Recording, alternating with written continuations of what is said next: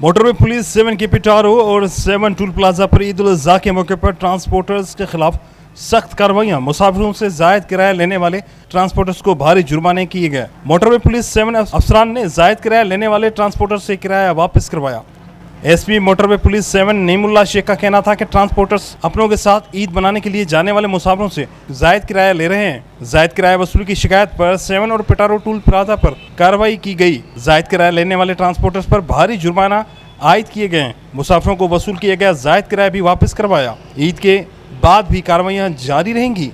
SP का मजीद कहना था कि जिन गाड़ियों में गुंजाइश से जायद मुसाफिर थे उन्हें गाड़ियों से उतारा गया।